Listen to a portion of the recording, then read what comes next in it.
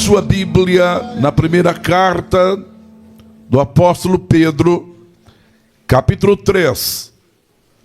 Leremos a partir do versículo 8 e vamos ler até o versículo de número 12.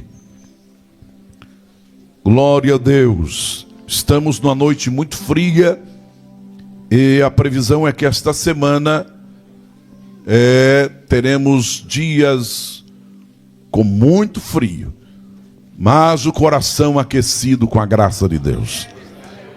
Glória a Deus. Se você encontrou primeira carta de Pedro, capítulo 3, versículo 8, diga amém. Amém. Eu estarei lendo na Nova Almeida Atualizada.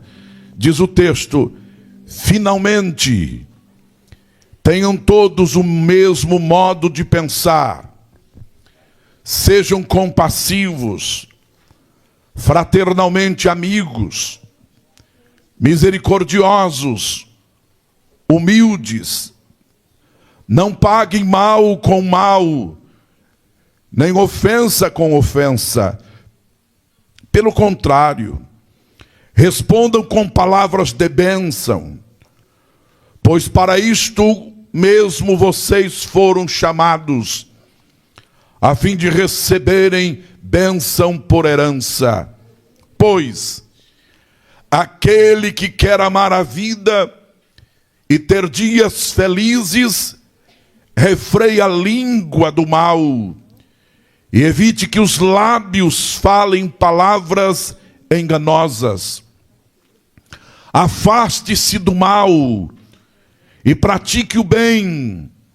Busque a paz e empenhe-se por alcançá-la, porque os olhos do Senhor repousam sobre os justos e os seus ouvidos estão abertos às suas súplicas, mas o rosto do Senhor está contra aqueles que praticam o mal. Amém? Tome assento, por favor. Meus amados,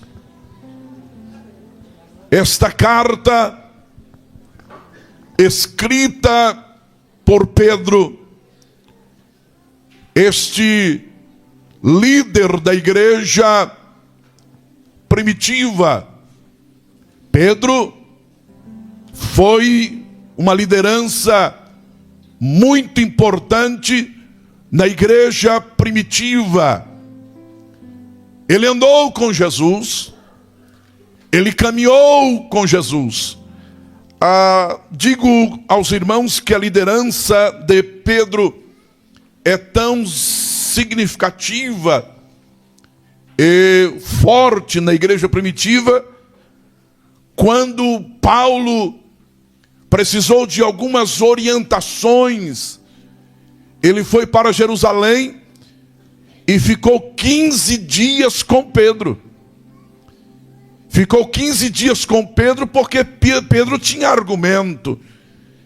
Pedro viveu com Jesus, caminhou com Jesus por mais de 3 anos.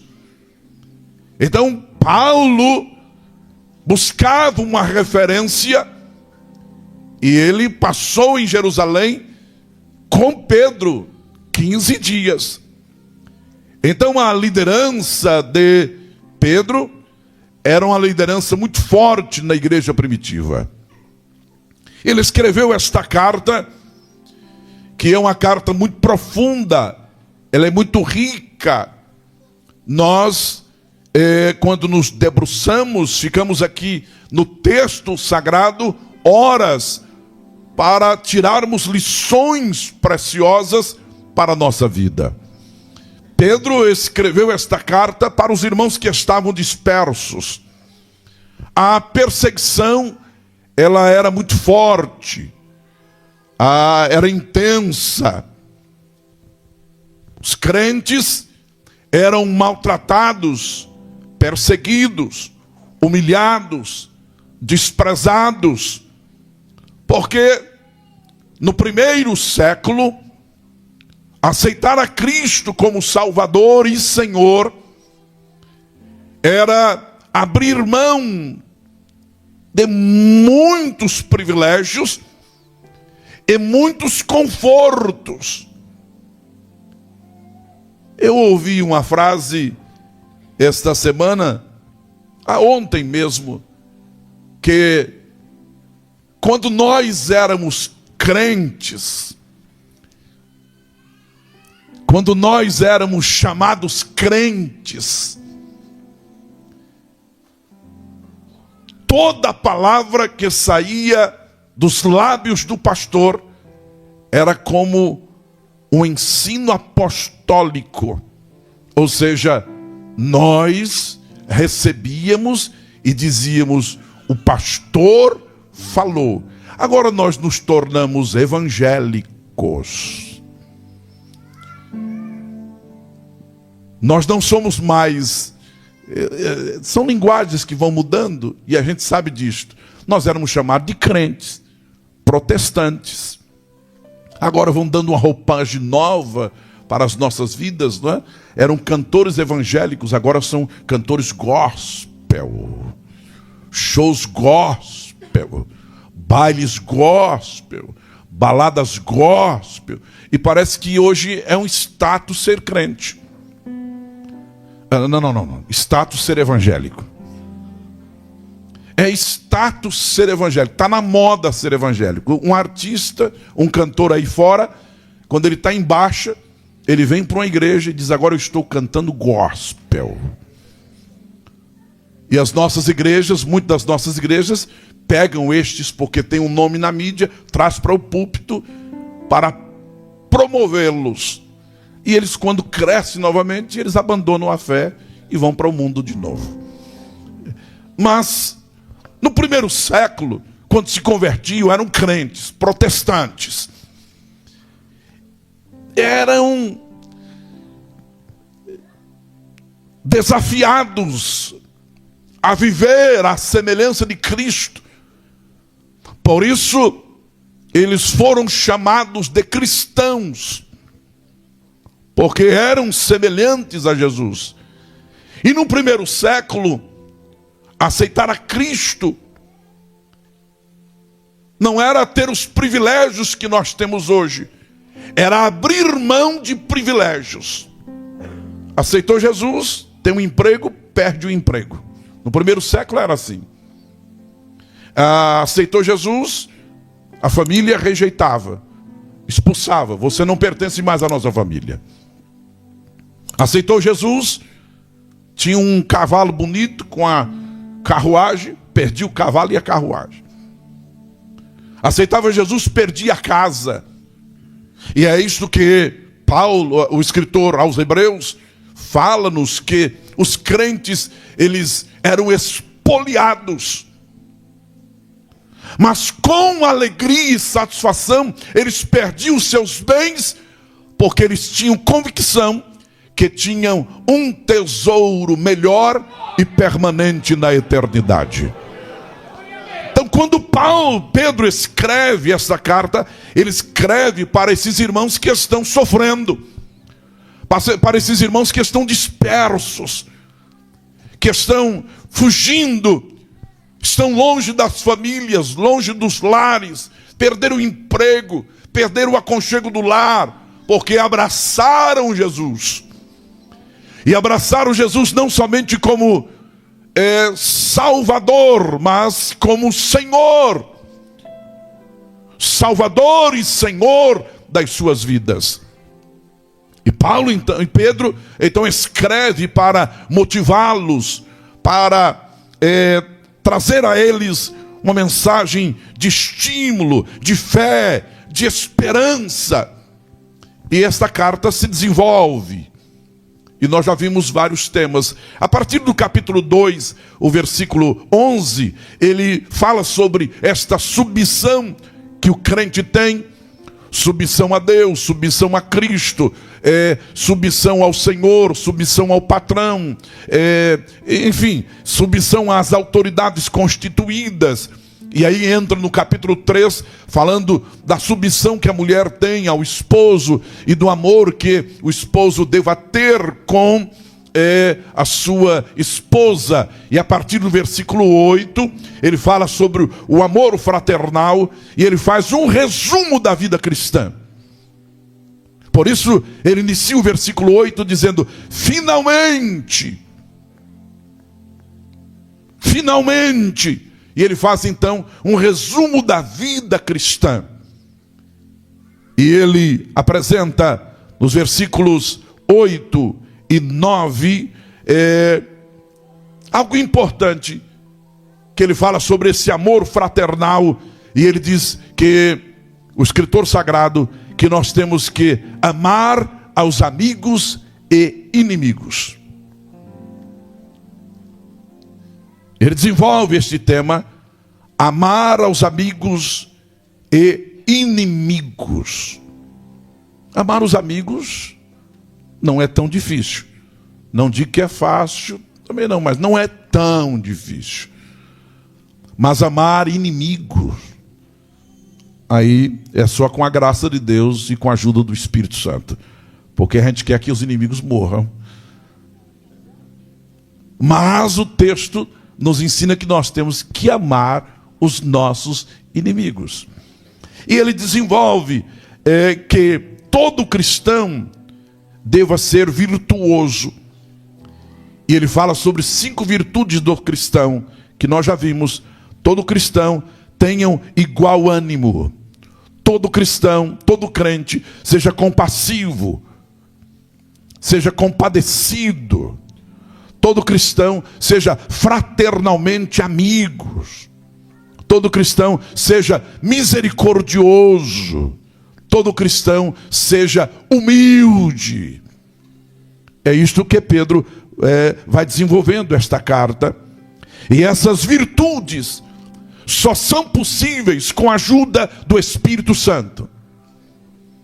Você pode se esforçar, lutar, mas você precisa da ajuda do Espírito Santo. Por isso nós temos o fruto do Espírito Santo. E Paulo escreve aos Gálatas falando sobre esse fruto que é como uma poncã. É um fruto, mas tem vários gomos. Nós temos o fruto do Espírito, mas com vários gomos. E quais são esses gomos? Amor, gozo, paz, mansidão, bondade, longanimidade, benignidade, fidelidade e temperança. Só é possível amar os inimigos e ter estas virtudes que Pedro apresenta com a presença abençoadora na nossa vida do Espírito Santo. Aprenda isso todo dia de manhã. Todo dia de manhã, faça 3 pedidos ao Senhor. Após agradecer, após louvar, após adorar, faça 3 pedidos. Primeiro, diga: Espírito Santo, enche a minha vida. Faz de mim um homem cheio do Espírito Santo. Faz de mim uma mulher cheia do Espírito Santo. Faça essa oração todo dia. Porque a recomendação bíblica é esta: não vos embriagueis com vinho em que há contenda, mas enchei-vos do Espírito Santo. Numa tradução diz assim: ide-vos enchendo. Ide-vos enchendo. Então todo dia você diga: Espírito Santo, enche a minha vida. Faz de mim um homem cheio da tua presença. Em segundo lugar, diga: Espírito Santo, toma todas as áreas da minha vida. Toma todas as áreas da minha vida. Vai lá no mais profundo, no mais íntimo. Toma todas as áreas da minha vida. E como toma todas as áreas da minha vida? Pelo fruto. O fruto vai tomando toda a sua vida. Você vai andando com Deus, você vai orando, e o Espírito Santo vai tomando. Então ele vai derramando amor no seu coração, ele vai derramando gozo, ele vai derramando paz, ele vai derramando bondade, mansidão, longanimidade, benignidade, fidelidade, temperança. O Espírito Santo vai trabalhando na sua vida todo dia. Então, em primeiro lugar, você ore todo dia: Senhor, que eu seja cheio do Espírito Santo. Segundo, Espírito Santo, toma todas as áreas da minha vida. Terceiro, Espírito Santo, manifesta em mim e através de mim os dons espirituais. Eu disse domingo à noite aqui no culto que nós chegamos ao templo, chegamos à igreja para adorar, para glorificar, para exaltar, para engrandecer ao Senhor Deus, para renovar a nossa fé, a nossa esperança, a nossa crença, a nossa comunhão com Deus, com o Espírito Santo, com a sua palavra, com os irmãos. O culto é para isto. O culto é para nós adorarmos ao Senhor e nos fortalecermos. Mas ao sair daquela porta, nós somos testemunhas. Ao sair daquela porta, você não pode ser um agente 007. Um cristão secreto. Não, você sai aí fora. E então você tem que sair dizendo a todo mundo: Jesus te abençoe, Jesus te abençoe, Jesus te abençoe, Jesus te abençoe.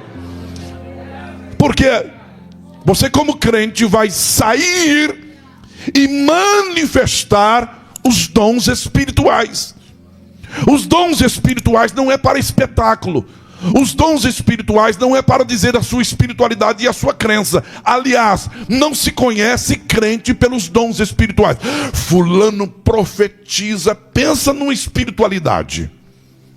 Fulano revela, pense numa espiritualidade. Jesus nunca nos ensinou isto. Jesus disse assim: pelos frutos o conhecereis. Se conhece o crente pelo fruto. Agora, os dons espirituais, a palavra da ciência, a palavra da sabedoria, a fé, os dons de curar, operação de maravilhas, variedade de línguas, interpretação de línguas, discernimento de espírito e profecia, é para você desenvolver o ministério cristão. Quando você sai do templo, aí os dons se manifestam em você e através de você. Então, todos os dias, diga: Espírito Santo, enche-me. Todos os dias diga: Espírito Santo, toma todas as áreas da minha vida. E todos os dias diga: Espírito Santo, vou sair para o trabalho, manifesta na minha vida e através da minha vida. Que vidas sejam tocadas e abençoadas através de minha vida. Então, essas virtudes apresentadas por Pedro, só é possível através da ajuda do Espírito Santo. Esse irmão não vai ficar bravo não, mas dá um toquinho nele assim e diga: sem Jesus você não é nada.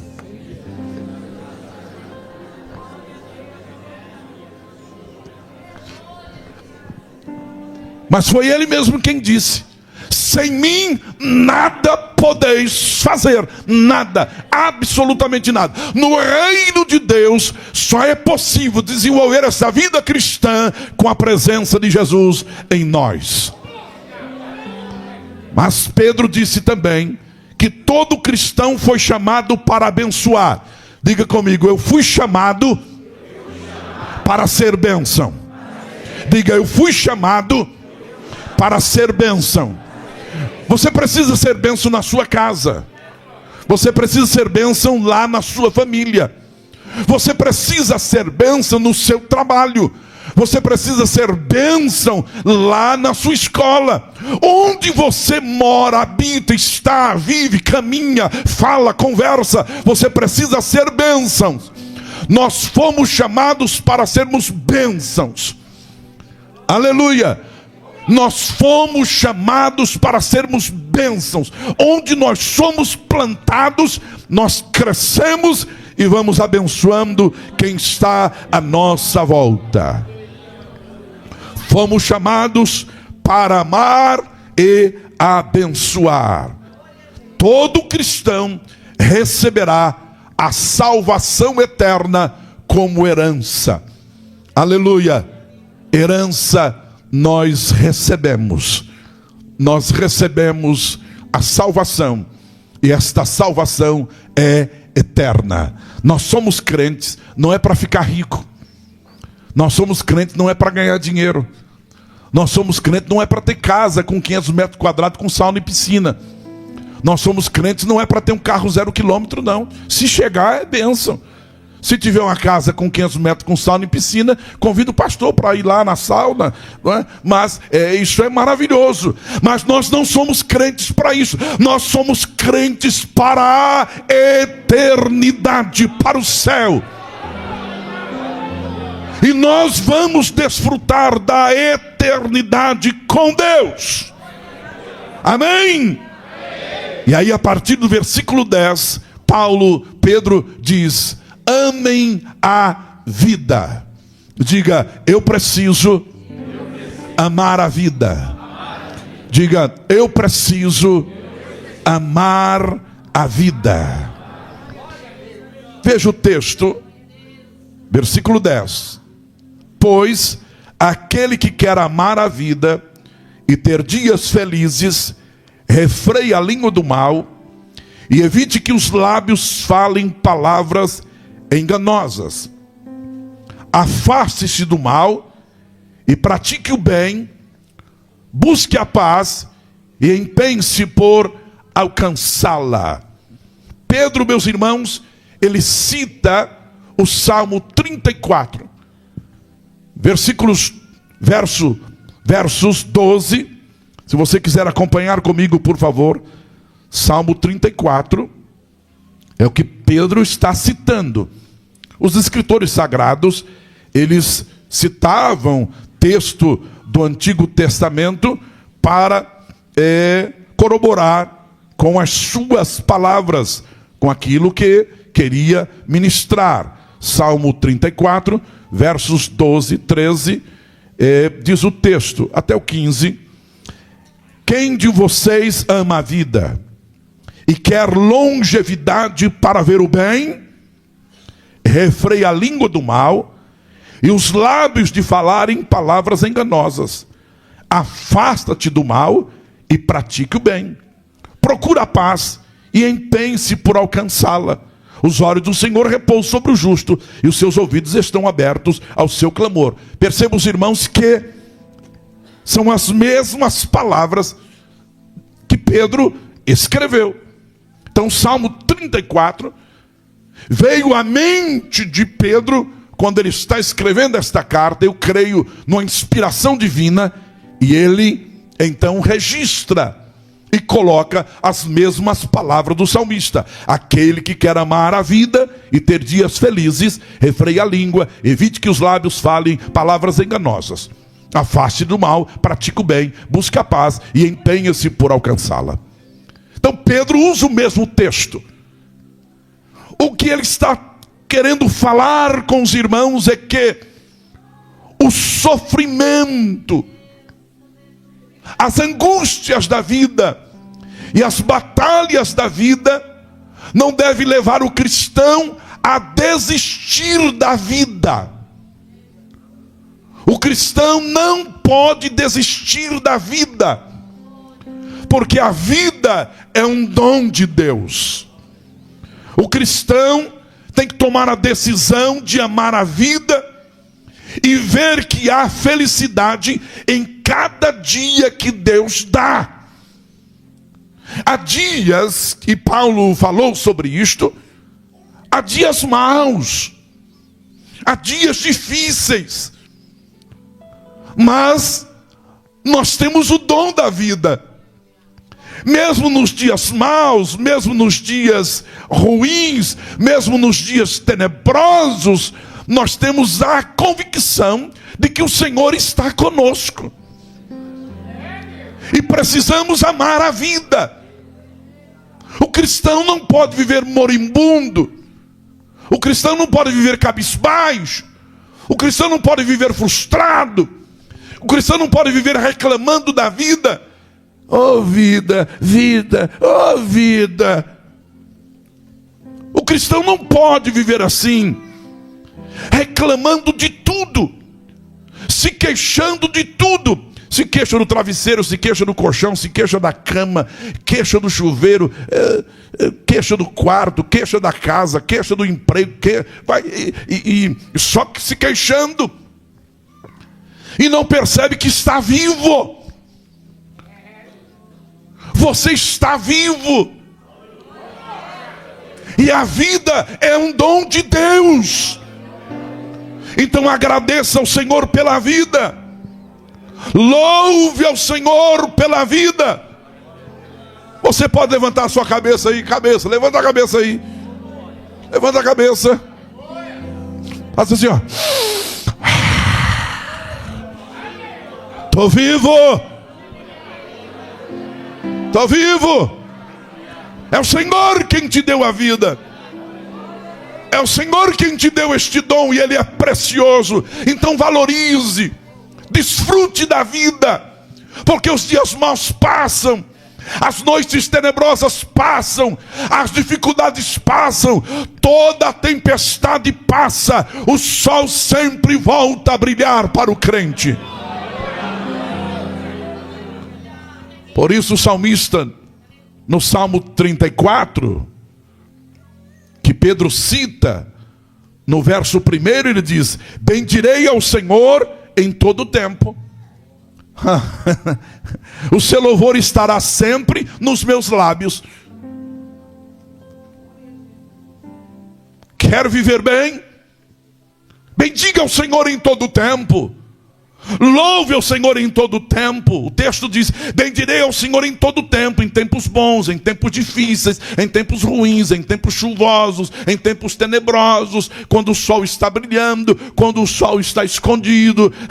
O seu louvor estará sempre nos meus lábios. Dias felizes, meus irmãos, não significa dias sem sofrimentos e tribulações, pois todos os dias da nossa vida nós somos acompanhados pela bondade e a misericórdia do Senhor. Ainda que eu andasse pelo vale da sombra da morte, não temeria mal algum, porque tu estás comigo, a tua vara e o teu cajado me consolam. Certamente que a bondade e a misericórdia me seguirão todos os dias da minha vida. Aleluia. De vez em quando, meu irmão, dá uma paradinha, olhe para trás e saiba que a misericórdia e a bondade está te acompanhando. Você não está só. Cada dia é um dia, meus irmãos, especial. É um presente de Deus para que possamos nos alegrar nele. Mas, para evitar a infelicidade diária, é preciso algumas coisas. Voltemos ao texto de 1 Pedro, da primeira carta de Pedro. Tem gente que quer ser feliz, mas não vigia, não atenta para a palavra de Deus.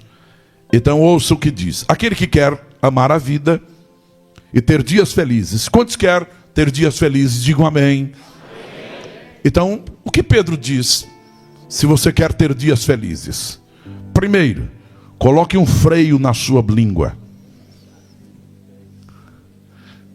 Fale menos. O tolo até calado passa por sábio. Salomão diz isto. Você já falou algumas coisas? Eu já falei. E eu confesso o meu pecado. Numa conversa, ou até numa pregação. E aí, por que eu falei? Ou não conversa. Solta uma palavra, solta alguma coisa, e de repente, não deveria ter falado isto. E aí não dorme à noite. Quase todos os pastores eu acho que já enfrentaram isso, dirigindo igreja. Dá uma pregação e fala alguma coisa na pregação, aí vai para casa, não dorme à noite, e rola para lá, rola para cá e não dorme, e fica pensando: será que o povo vem no próximo culto? Que bobagem que eu falei. Aleluia, tenha misericórdia, Senhor. E aí fica crente os 3 dias orando, pedindo a Deus misericórdia. Senhor, tenha... Por quê?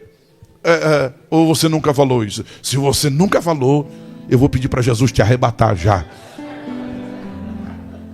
Porque nós falamos. Mas Pedro diz, ele está dizendo: coloque freio na sua língua. Veja o texto: aquele que quer amar a vida e ter dias felizes, refreie a língua do mal, fale menos. Observe o que você fala, porque a língua reflete a pessoa. O coração, a boca fala do que o coração está cheio. Já sentou perto de alguém, só bobagem, só bobagem, só bobagem? O coração só está cheio de bobagem, bobagem, bobagem. Você senta perto do outro, é só futebol, só futebol, só futebol. O coração está cheio de futebol, futebol, futebol. Senta perto de outro, é só Bolsonaro, Bolsonaro, Bolsonaro. Não tem problema não, nós vamos votar nele. Mas já viu gente assim? Sentou perto, Bolsonaro, Bolsonaro, Bolsonaro, Bolsonaro. O coração está cheio de Bolsonaro.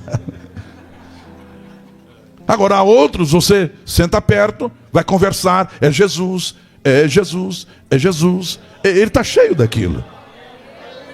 Nós temos um irmão nosso, membro da igreja, serve ao Senhor conosco. Chega perto dele, é discipulado, discipulado, discipulado, porque o coração dele está cheio de discipulado, discipulado, discipulado. É o que está transbordando dentro dele. Então, quando ele fala, é isto. Quando você xinga lá em casa, todo mundo sabe que o seu coração está cheio desses palavrões, dessas palavras mal faladas, esses gritos. E grita e fala palavrão. Como eu fui criado num ambiente que eu nunca ouvi meu pai falar um palavrão, nem minha mãe falar um palavrão, eu aprendi, não falo palavrão. Rosângela também não fala. E se vocês conviverem um pouquinho com o Jéter e o Géser, eles também não falam, porque a escola foi esta.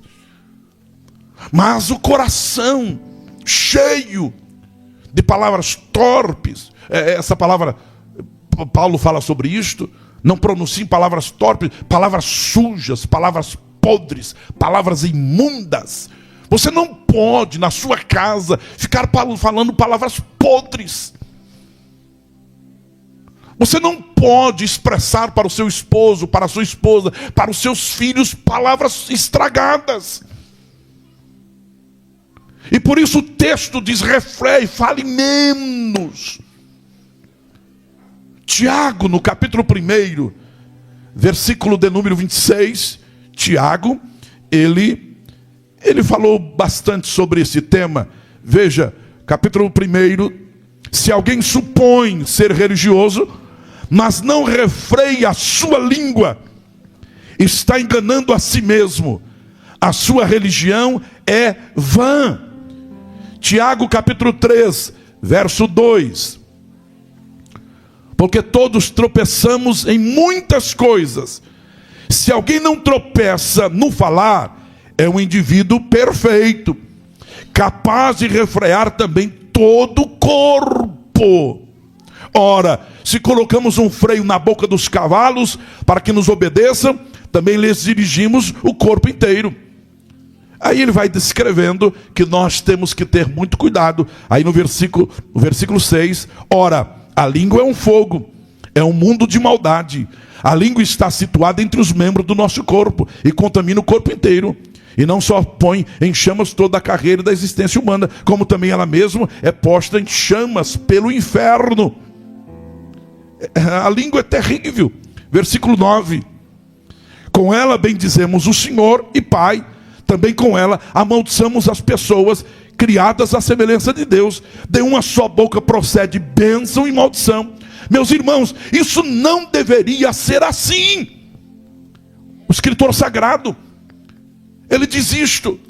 E Salomão escreve que a morte e a vida está, a língua tem o poder de dar vida e de matar. Por isso, quer ser feliz, refreia a língua, põe um freio. Se tem dificuldade nisto, quando tiver com bastante vontade de falar, ou meu irmão, quando a sua esposa tiver com bastante vontade de falar, vai lá, pega um copo d'água e diga: ponha esse copo d'água na sua boca e segure aí.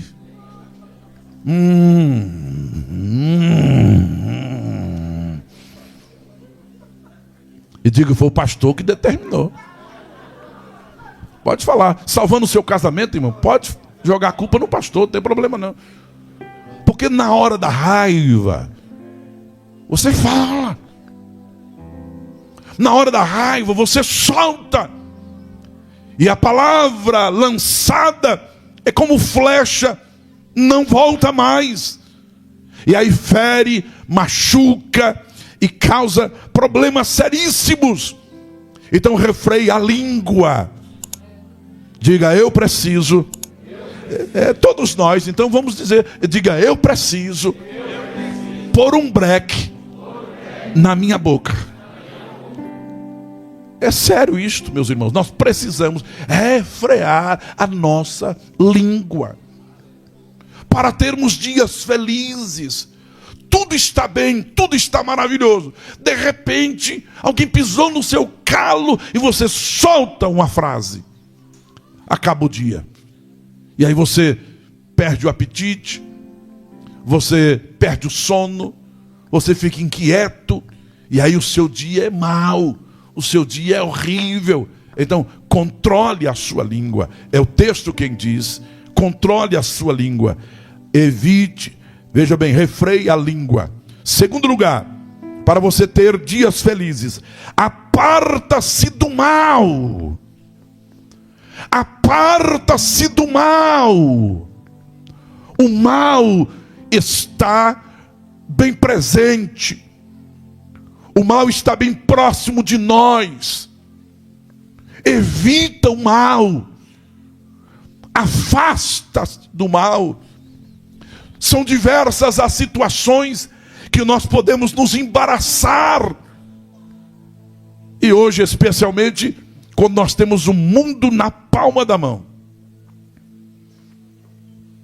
O mundo na palma da mão. Um pai outro dia disse para mim: pastor, meu filho, ele é tão bonzinho, pastor. Ele não sai do quarto, pastor. Ele tem uma televisão lá de 65 polegadas? Tem, pastor.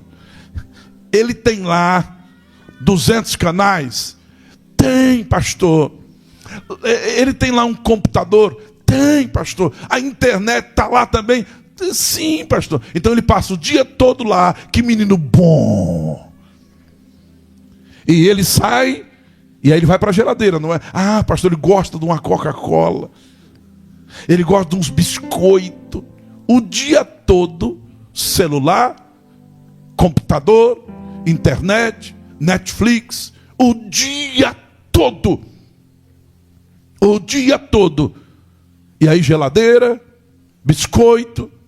O mal está ali dentro do quarto, está perto dele.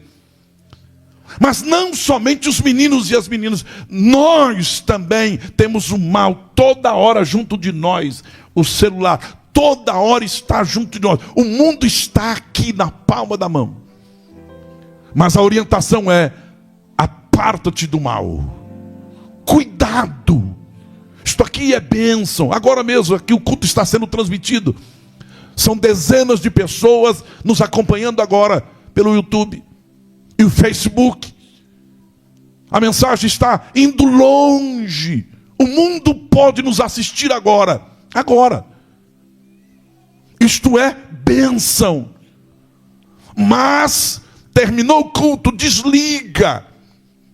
Deixa lá na sala, vai dormir sem o celular do lado, porque você não dorme direito, porque cada tremida você quer ler a mensagem. E quem será? Quem será? E aí perde o sono, aí tem que olhar. E agora Assim como nós temos dependência, ouçam isto, é sério, é pesquisa seríssima. E está acontecendo na Coreia do Sul, e está acontecendo na América do Norte. Dependência tecnológica. Dependência, assim como as pessoas são dependentes do álcool, estão se tornando dependentes da tecnologia. Assim como estão sendo dependentes, isto é pesquisa, eu não estou inventando. Assim como há uma dependência de cocaína, as pessoas estão vivendo dependentes da tecnologia. Celular, computador e televisão. O tempo todo. São centenas e centenas de clínicas na Coreia do Sul e nos Estados Unidos para libertar, desintoxicar as pessoas por causa da tecnologia. Estão viciadas. Escute, minha irmã. Você pega a sua criança e dá um tablet para a sua criança e ele fica ali horas e horas, botando o dedinho ali, e você fica em paz horas e horas. Você está viciando o seu filho. Ele vai ser um dependente. E você está cometendo um pecado terrível. Deixa ele chorar, deixa gritar, deixa bagunçar a casa, deixa correr pelos quintal e você correndo atrás dele. Deixa, porque ele vai se desenvolver, ele vai crescer, ele vai se amadurecer. Tire esse celular da mão dessa criança. Tire esse celular da mão desse adolescente por algumas horas. Limite as coisas. O mal está perto de nós. E o texto diz: aparta-se do mal. Aparta-se do mal. Famílias sendo destruídas. Famílias sendo destruídas por causa deste vício na internet. Um dia um irmão chegou para mim e disse: pastor, minha esposa chega do trabalho e vai lá para o quarto direto para o computador. E eu vou para a cozinha e dou banho nas crianças e tal. E 11 horas da noite ela está no computador ainda, eu tomo banho, vou dormir e ela continua no computador. O que eu faço, pastor? Ah, bom, eu não sei o que você vai fazer, mas o que eu faria? Pegaria o computador, arrancaria, levaria para o quintal, jogaria e pegaria uma marreta, daria em cima. Agora o que você vai fazer? Eu não sei o que você vai fazer. O que é isso, pastor? Eu falei, não, eu estou dizendo, Jesus foi radical. Se o teu olho pecar, arranca ele. Se o teu braço pecar, arranca ele. Se a tua perna pecar, arranca. Não é amputação, não. Ele está dizendo para nós sermos radical. Ou seja, aquilo que lhe prejudica, corta. Se o celular está lhe prejudicando, deixa ele sem crédito, sem bateria. Você aguenta ficar um dia sem o celular? Faça um jejum de celular. Não estou fazendo jejum tanta coisa aí. Faça um jejum de celular. Aparta-se do mal. Você liga pornografia, palavras sujas e nojentas, e você está enchendo a sua mente, o seu coração, e você quer ser feliz. Você quer ter dias de paz. O texto diz para você ter dia de paz, você tem que apartar-se do mal. Quebre as pontes que te ligam ao pecado. Quebre as pontes que te ligam ao pecado. Quebre as pontes que te separam de Deus. Fuja, aparta-se do mal, o texto diz. Mas em terceiro lugar, pratique o bem. Aleluia. Diga comigo, eu preciso refrear a língua. Diga, eu preciso apartar-se do mal. Diga, eu preciso praticar o bem. Praticar o bem, pratique o bem.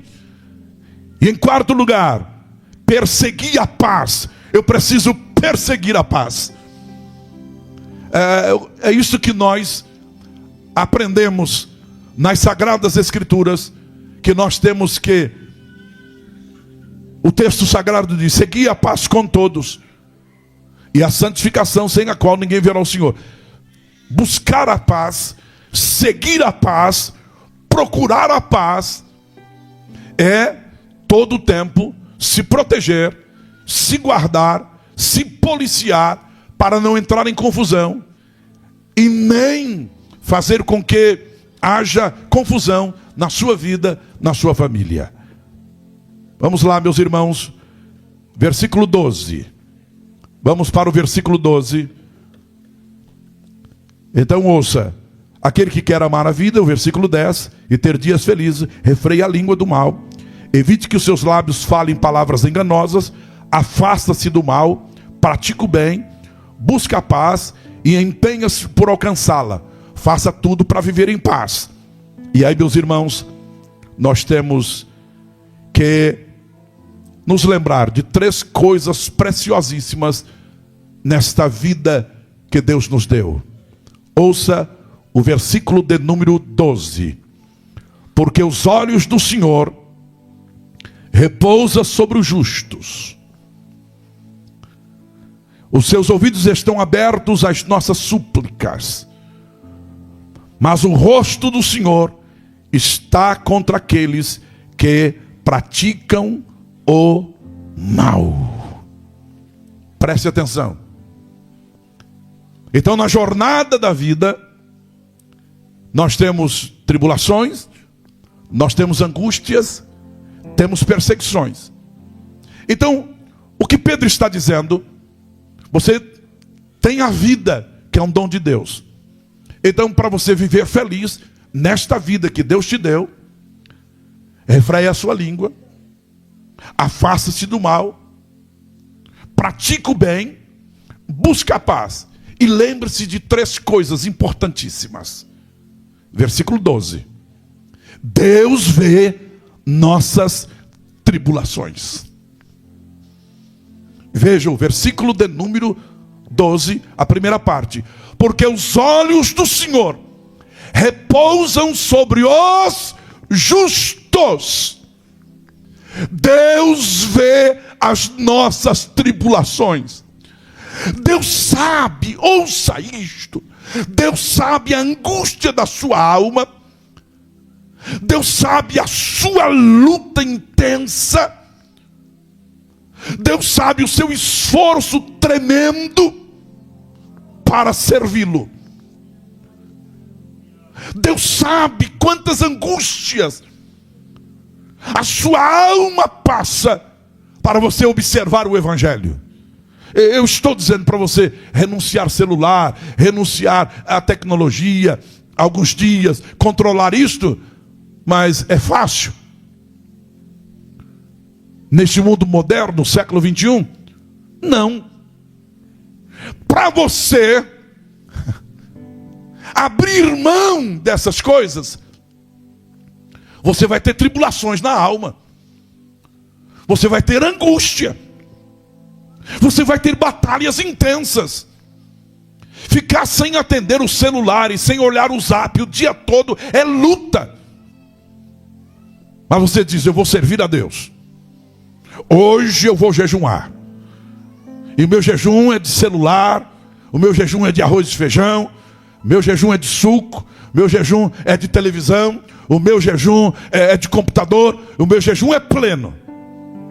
Então Pedro está dizendo: acalma o seu coração, porque Deus vê, Deus contempla as suas aflições, Deus contempla a sua luta, Deus contempla as suas angústias e tribulações de alma. Deus, Ele vê as nossas tribulações. Quando você renuncia, quando você abre mão, quando você abraça a fé e vem tribulações, vem angústias, Deus está lhe vendo, Deus está lhe contemplando. Porque, meus amados irmãos, as tribulações fazem parte da vida cristã. Se falaram para você que servir a Jesus era estar numa colônia de férias, mentiram para você. Se falaram para você que servir a Jesus era estar numa praia, lá no Ceará, debaixo de uma árvore, tomando água de coco, mentiram para você. Porque a vida cristã é um chamado ao sofrimento. Ouça isto, não dá nem para dar glória a Deus. Porque você foi chamado para servir a Jesus. E assim como o mundo odeia Jesus, ele vai te odiar também.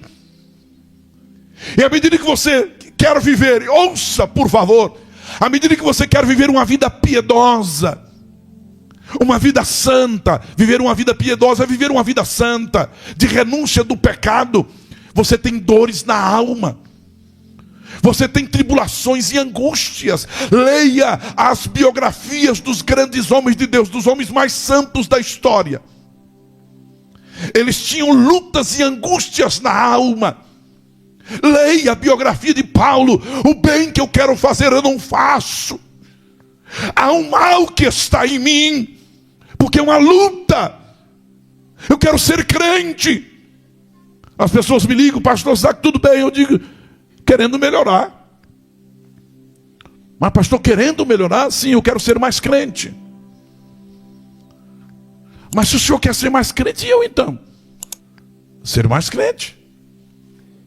Mas quando nós desejamos isto, há lutas interiores, são tribulações na alma. Mas o texto diz que Deus vê, os olhos do Senhor, eles repousam. Eu gosto dessa versão NAA. Os olhos do Senhor repousam sobre o justo.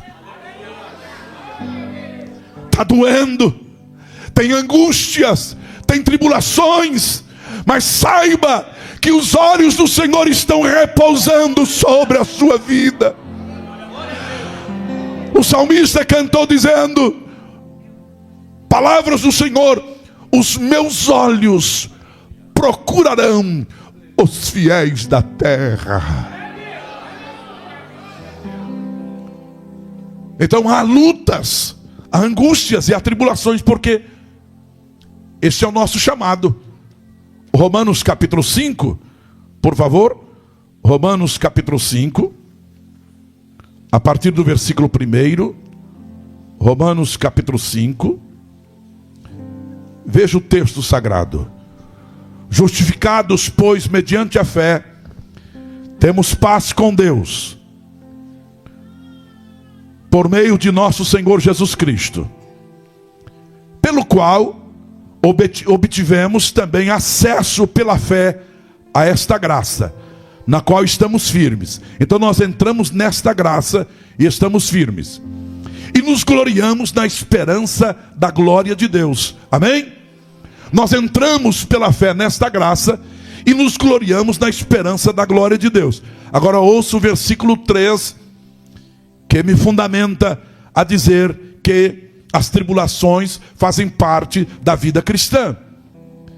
E não somente isto, mas também nos gloriamos nas tribulações, sabendo que a tribulação produz perseverança, paciência, e a perseverança, a paciência produz experiência, e a experiência produz esperança.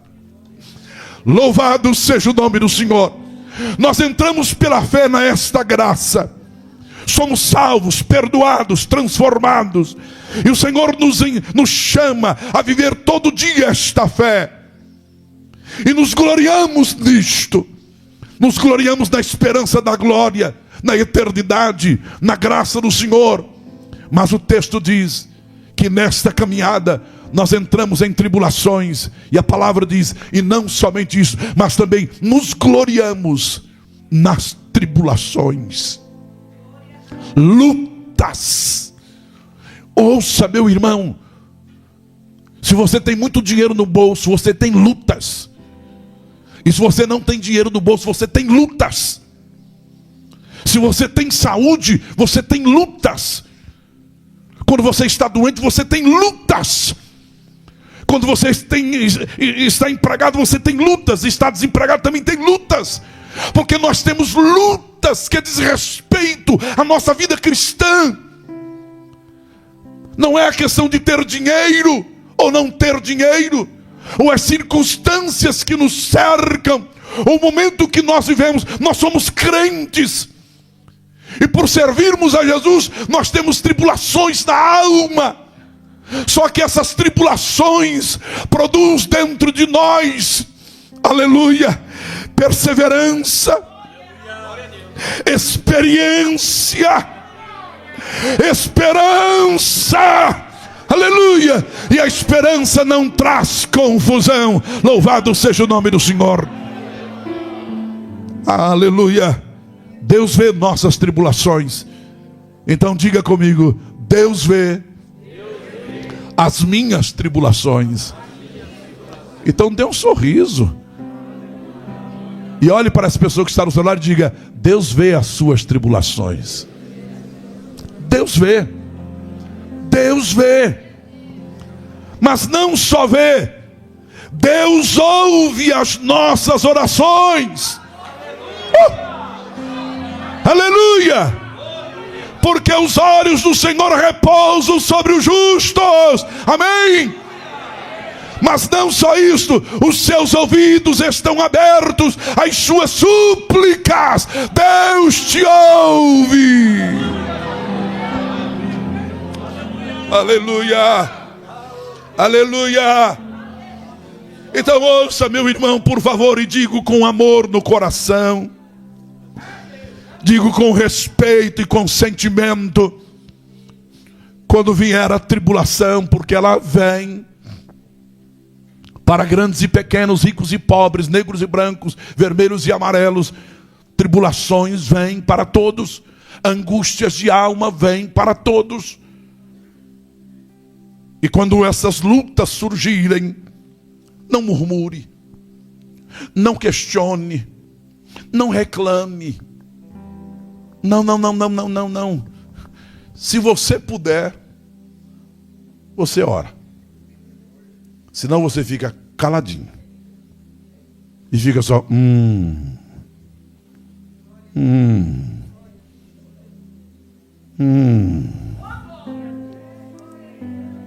O que é isso, pastor? Não, eu estou fundamentado nas Escrituras. O texto sagrado diz assim, que o Espírito Santo é lindo isso. O Espírito Santo, ele ajuda nas nossas fraquezas. Que coisa. Ele não diz o Espírito Santo ajuda na sua fortaleza. Não. O Espírito Santo ajuda na nossa fraqueza. Você está fraco, não tem palavras, não tem expressões. O Espírito Santo, ele ajuda. Eu não sei explicar como ele faz, mas ele faz. Ele ajuda nas nossas fraquezas e ele intercede por nós. Pai, teu filho não tem nem palavras, a tribulação está dura.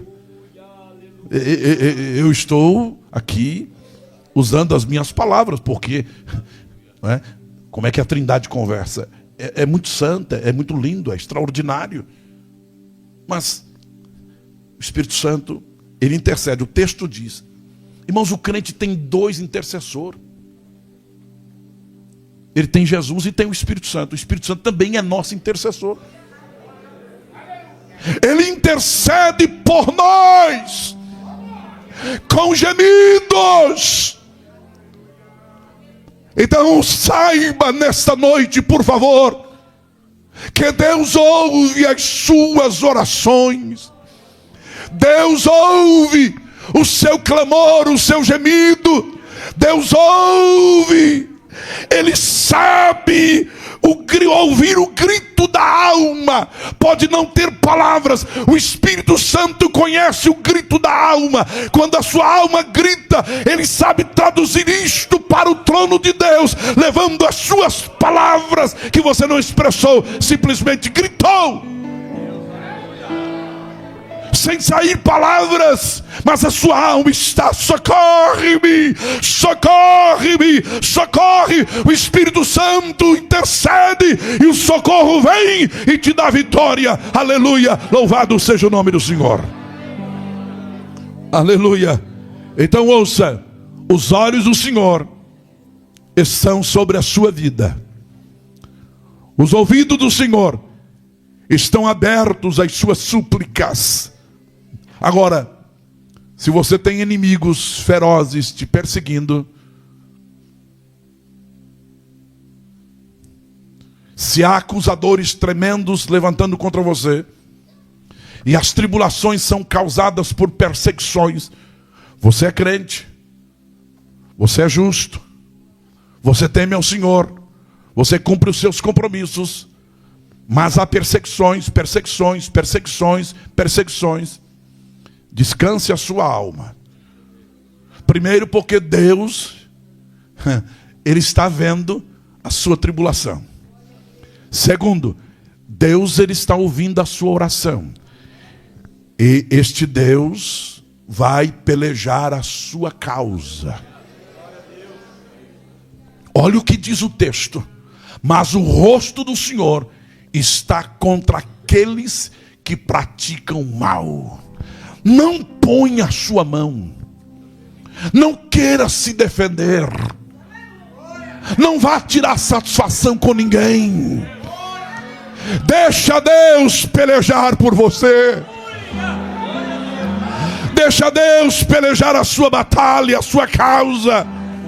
Acalma o seu coração, acalma a sua alma e o seu espírito, porque o rosto do Senhor, veja bem, os olhos do Senhor estão sobre você, para te guardar, te proteger.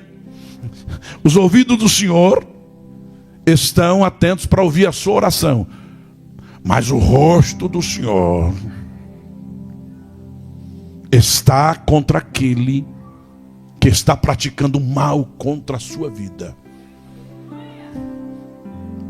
E quando o Senhor vem com seu rosto para defender um dos seus santos, não há exército que para. Aleluia. Você está seguro. Eu estou dizendo que você está seguro. Você está seguro. Você está seguro. Aquele que habita no esconderijo do Altíssimo, à sombra do Onipotente descansará. Direi do Senhor: Ele é meu Deus, o meu refúgio e a minha fortaleza, e não temerei. O Senhor pelejará por você. Deus te abençoe. Deus te abençoe. Jesus te abençoe. Jesus te abençoe. Saia deste templo hoje de cabeça erguida, mesmo nas angústias da vida, sabendo que o Senhor peleja por nós. O Senhor peleja por nós. O Senhor peleja por nós. O Senhor peleja por nós. Fique em pé agora. O Senhor peleja por nós. O Senhor peleja por nós. O Senhor peleja por nós. Toque esse irmão e diga: o Senhor peleja por você. O Senhor peleja por você.